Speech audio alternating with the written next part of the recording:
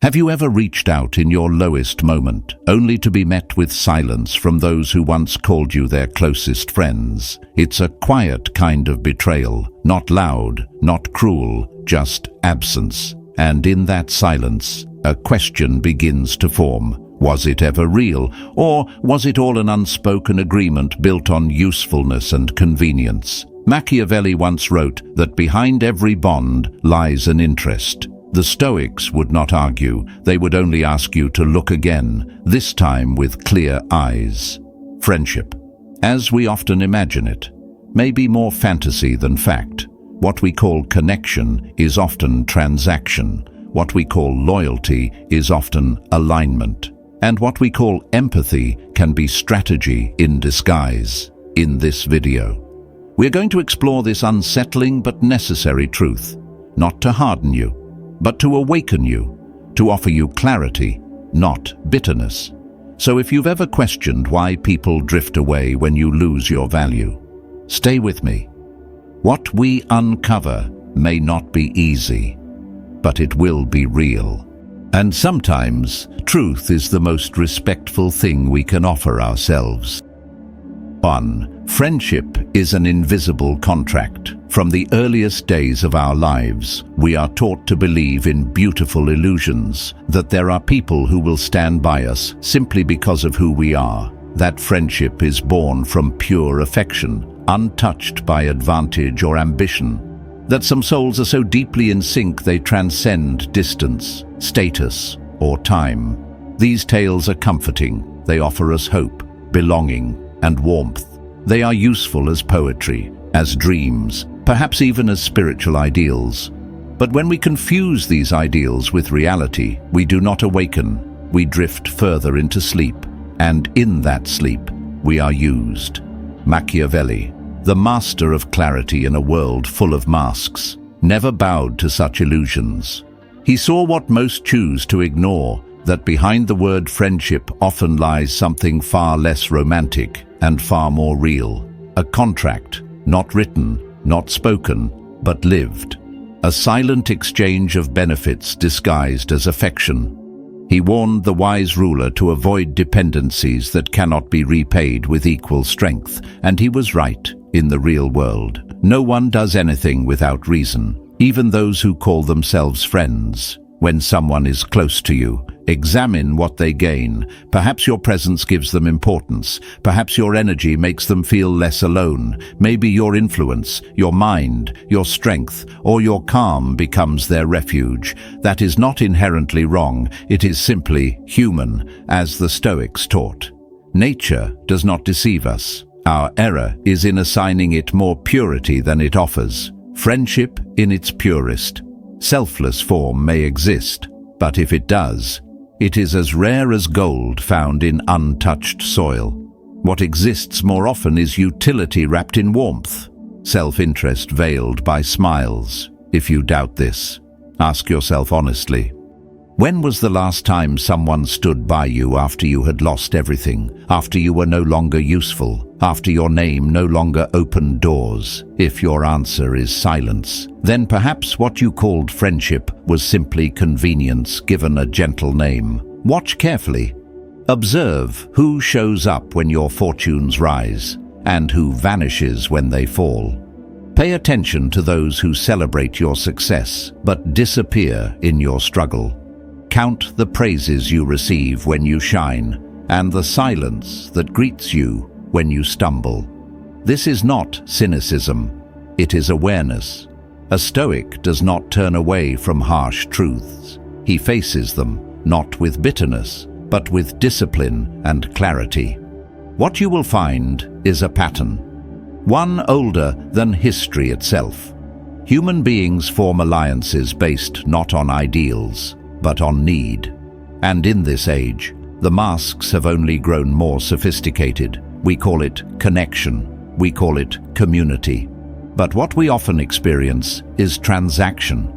Shared moments that last only as long as the benefit does. Smiles that fade when usefulness ends. Words of support that vanish when there is nothing left to gain. Machiavelli knew this. And though many label him cold, his insight was simply precise. He observed that trust is not eternal, that affection dissolves when power disappears, and that loyalty is often a fair weather companion. He understood something the Stoics would affirm: do not rely on external relationships to define your peace.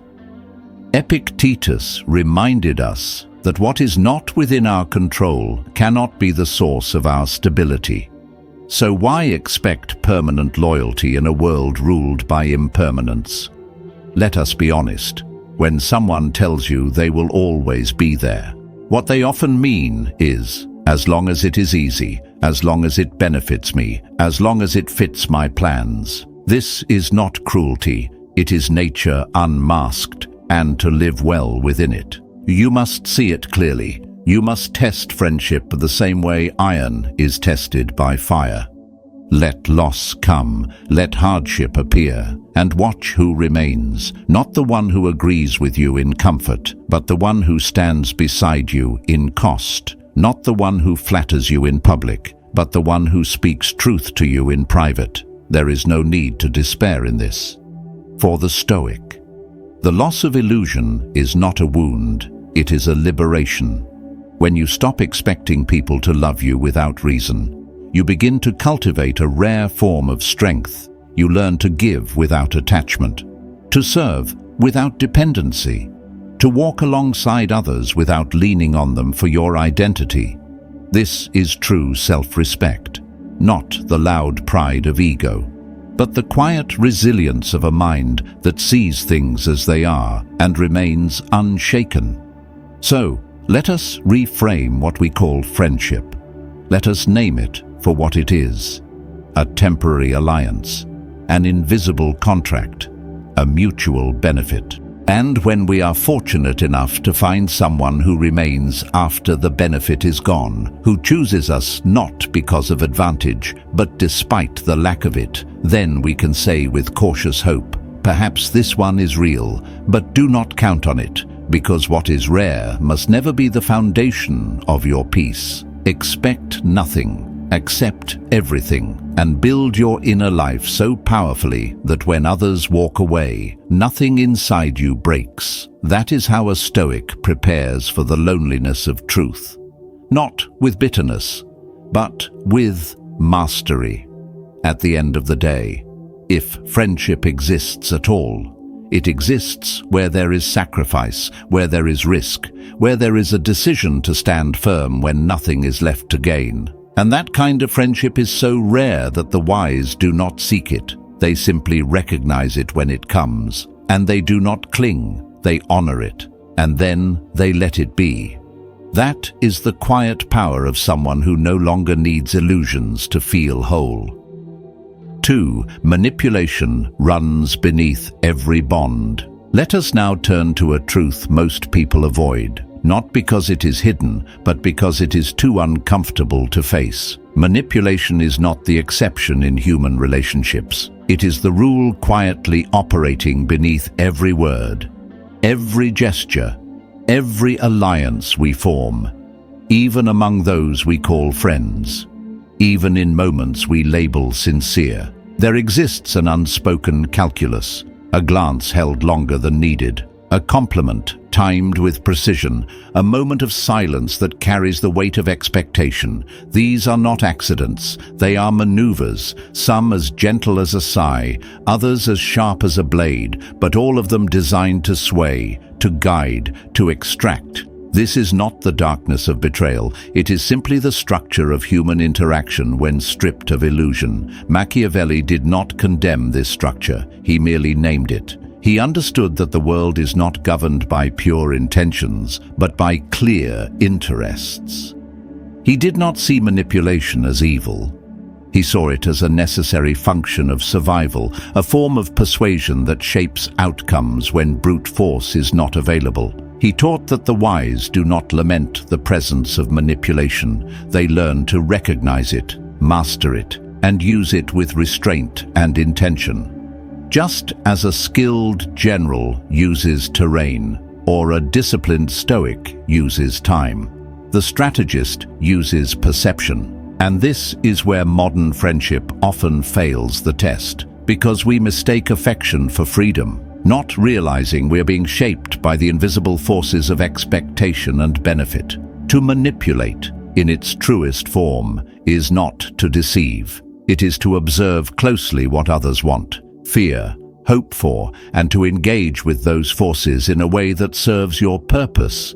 This is not cruelty, it is precision, it is influence without force, and it is present in nearly every so-called friendship. The one who flatters you before asking for help, the one who becomes distant just long enough for you to come chasing, the one who remembers your kindness only when they need it again. None of this is new, none of it is accidental. It is the language of influence, learned not through books, but through repetition, and most people speak it fluently, even if they pretend not to. Take, for example, the friend who says, "I was thinking about you the other day," but you know they have never once called when you were in trouble. What they want now is not connection, but access. They remind you of your past kindness because they are preparing to ask for something in the future, or the one who gives you a gift with a smile, but behind the smile waits an unspoken debt. These are not just social behaviors, they are forms of leverage. And when you cannot see them for what they are, you become the one being moved on the board, not the one playing the game. Machiavelli would say that he who does not see the hidden structure of human relations will always be used by those who do. And the Stoic would agree. For what is clarity but the ability to see what truly is, rather than what we wish it to be? Epictetus warned against being naive in judgment. He taught us to distinguish what is within our control from what is not. The actions of others, their motives, their tactics, will always remain beyond our grasp, but our awareness of them, our ability to remain unmoved by their surface charm, that is within our reach. And it is not just a tool, it is armor. The wise man does not assume sincerity, he tests it. He listens to what is said, but watches what is done. He does not cling to words of praise if they are followed by requests. He knows that even generosity can be a form of control when it is given with strings. The Stoic learns to dwell in truth, even if it isolates him, because he would rather stand alone in clarity than be surrounded by illusions. And this is the heart of mastery in relationships, to walk through them with your eyes open, to participate without being entangled, to care, yes, but never to depend. Manipulation, when seen clearly, loses its power. It thrives only in blindness, only in the hearts of those who still want to believe that all attention is affection, that all support is selfless, that all bonds are sacred. But let us not live as children in a world of wolves. Let us not confuse kindness with virtue, or silence with peace. The Stoic understands that the appearance of good does not guarantee its substance. He observes, he waits, he tests, and in doing so, he frees himself from the invisible chains others try to wrap around him. And what about those who say this view is too harsh, too mechanical, too cold? Let them continue to be surprised when people change. Let them suffer each time loyalty fades, but not you. You will not be surprised, because you saw the pattern. You understood that behind every bond, there is a subtle push, a slight tug, a gentle turn of the wheel, and you did not resent it. You simply did not mistake it for purity. At the end of the day, to live without being manipulated is not to live without others. It is to walk beside them with eyes open, with a heart disciplined by truth, not softened by fantasy. The world will not change its nature. People will continue to use influence, consciously or not, but you will not be the one who confuses the net for the ocean. You will know where you swim, and that alone gives you a freedom most will never taste. 3. Power dictates loyalty. Perhaps the most piercing truth Machiavelli offered the world is this: all human relationships are governed by the dynamics of power. Not some, not most, all. This is not to say that every bond is aggressive or manipulative in tone. But beneath every interaction, every conversation, every display of closeness, there is a current. Sometimes it flows openly, like in a workplace chain of command. Other times, it is hidden, like in the silent tension between lovers, or the deference a friend gives to another who carries more social influence. But the current is always there. It does not rest. It shapes loyalty, trust, admiration, and even silence when you are respected. It is often because others perceive you as possessing some form of advantage. That advantage may be emotional, spiritual, material, or social. Your clarity, your confidence, your charisma, your presence, all of these carry weight, and that weight translates to power. People gravitate toward what benefits them. They align with those whose presence lifts them, protects them, or offers them an edge. When someone avoids you, it is often because your presence disrupts their position or challenges their comfort. When someone flatters you, it's frequently because they believe your favor is valuable. None of this is evil. It's simply the structure of human conduct when stripped of illusion. Now consider what happens when that power fades. You lose a title, a position, a fortune, or the strength you once had. Watch closely. Many who once called you brother or friend will grow distant, not always out of cruelty, but out of instinct.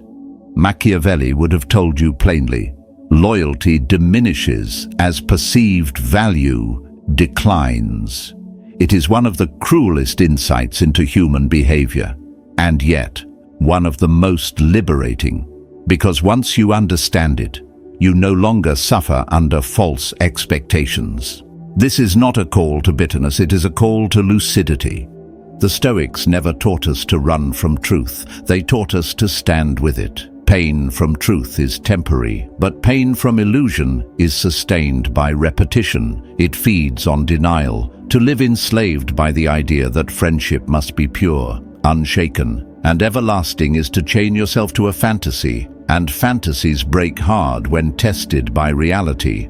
Machiavelli did not write to comfort the soft-hearted. He wrote to sharpen the mind. He sought not to harden us, but to free us, to untangle us from the unrealistic ideals that leave us vulnerable to betrayal.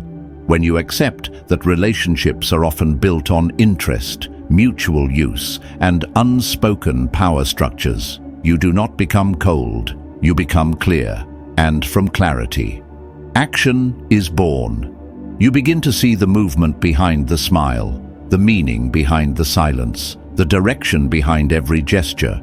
You see the board, and the players, and the positions, and when you see the board, you're no longer a piece, you are a player.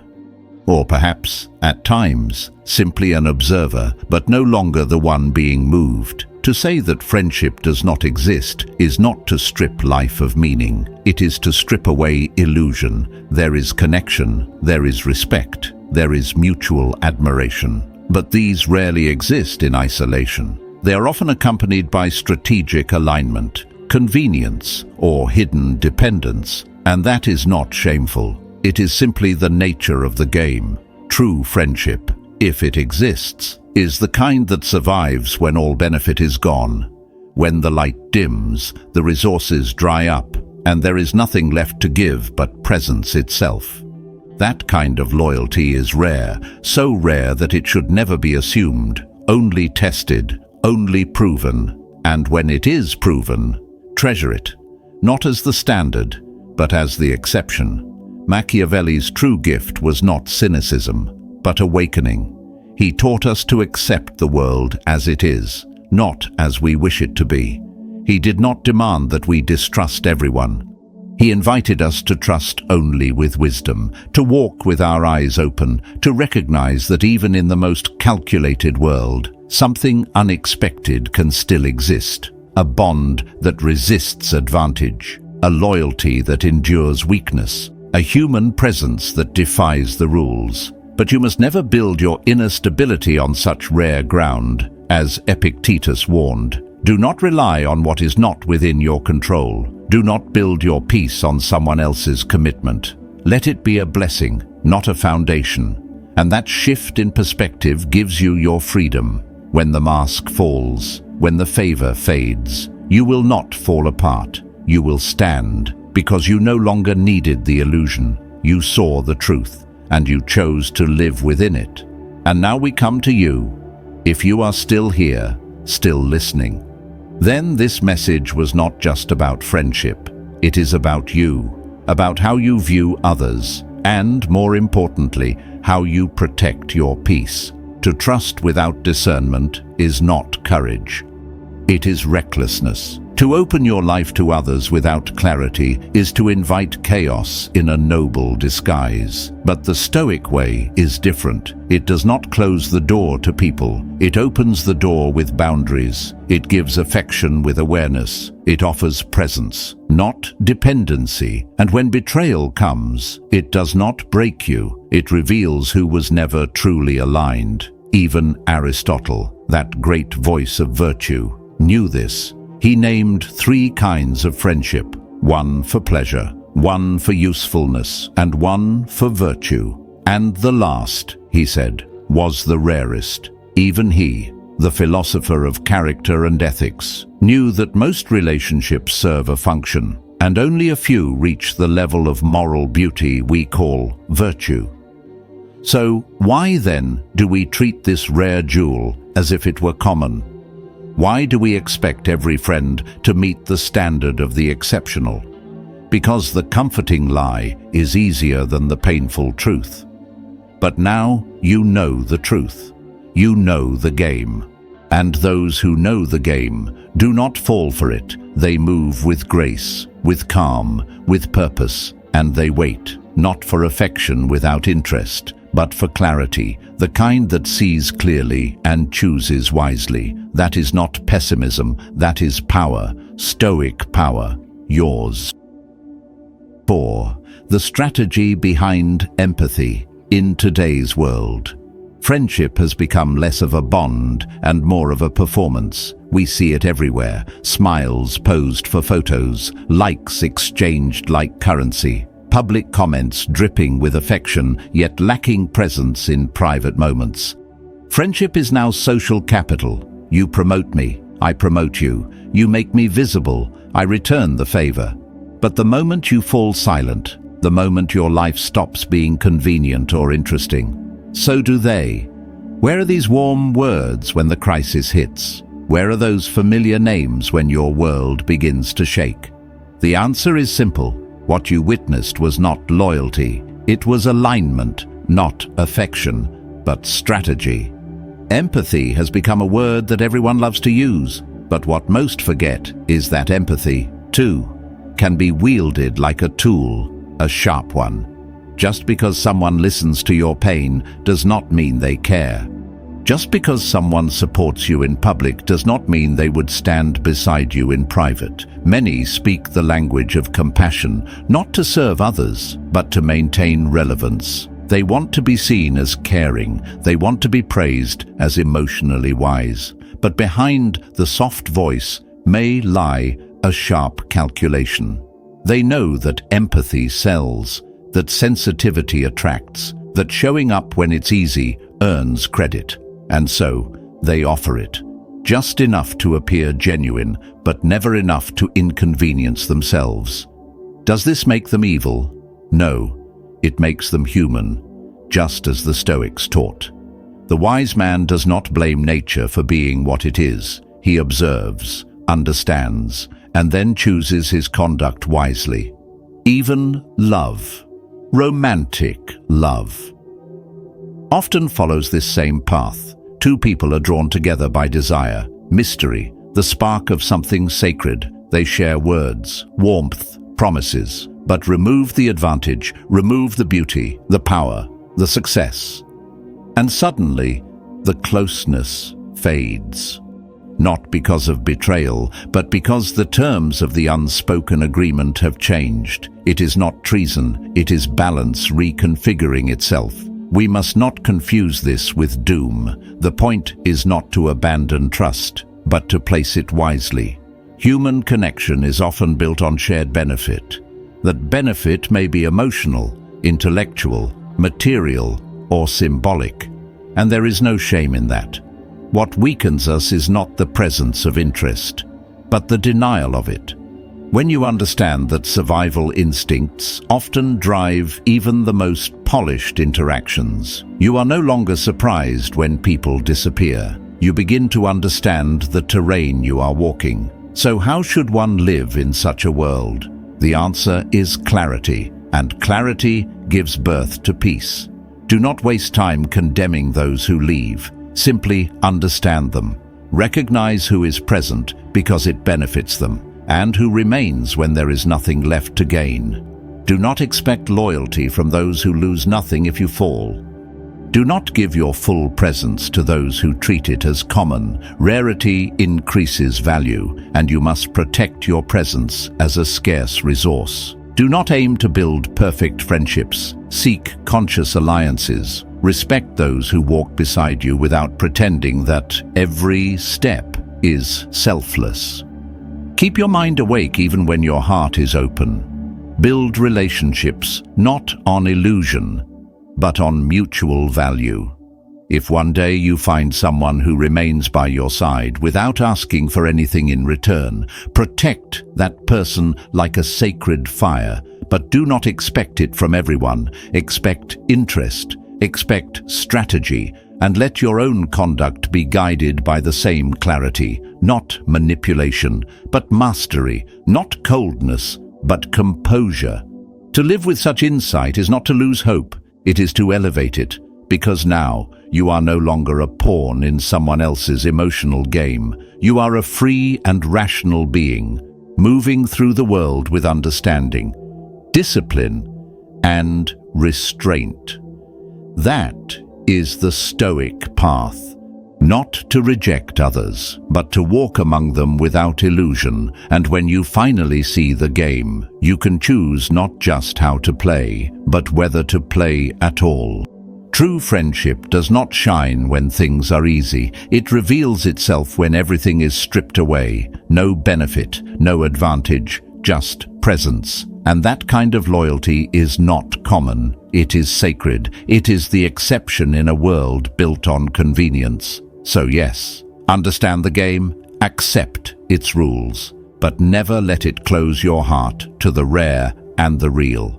Because even in a world ruled by interest, the human spirit still makes space for what cannot be explained. If this message stirred something in you, subscribe for more reflections like this and tell me in the comments, simply found one, because your honesty may give someone else the clarity they need. Keep seeking truth with clarity, not bitterness. And when the next storm comes, may you face it not with fear, but with wisdom. The next video will be waiting.